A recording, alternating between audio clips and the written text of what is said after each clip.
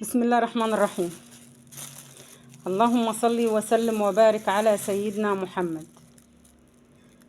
رب اشرح لي صدري ويسر لي أمري واحلل عقدة من لساني يفقه قولي.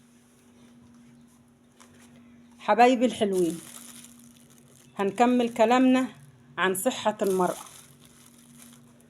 النهاردة معانا مكون هوريهولكوا دلوقتي،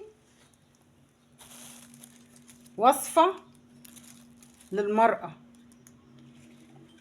بسم الله الرحمن الرحيم. بنور النور بس مش عارفة ليه مش عايز ينور.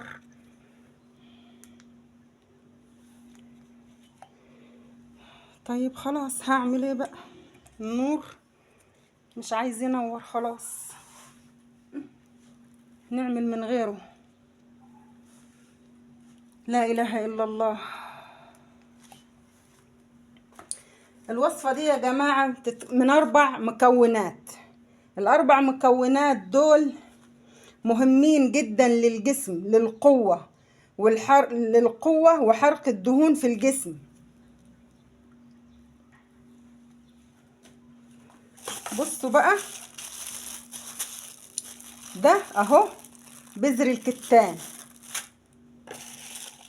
انا جايباه من بدري وبستعمل منه. وده حب الرشاد كويس.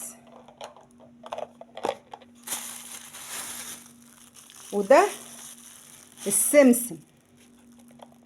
ماشي. هنستعمل ال4 مكونات دول ازاي؟ هناخد كده،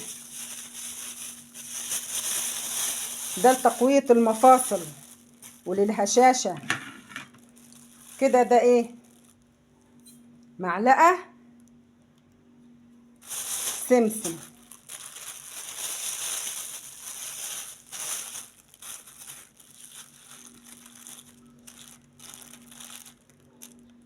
وده حب الرشاد.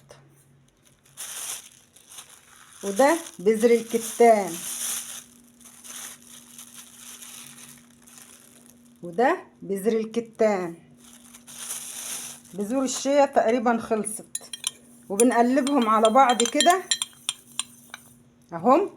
وبنجيب كوباية زبادي او كوباية لبن، كوباية زبادي او كوباية لبن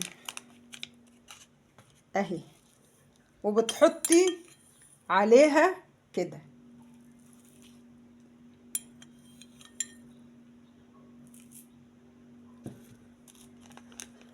ده كل يوم بعد الفطار بنص ساعة، كل يوم. والناس الكبيرة في السن يستحسن تزود السمسم عشان الهشاشة. الناس الكبيرة في السن تزود السمسم.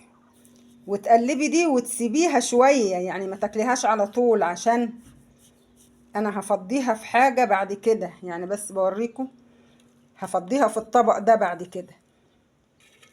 ماشي. ادي دي كل يوم بعد ما تفطري بنص ساعة، يعني بعد الفطار تجهزيها وتسيبيها نص ساعة حتى تاكليها. مفيدة جدا جدا جدا لكبار السن والجميع الأعمار. وشكرا ليكم.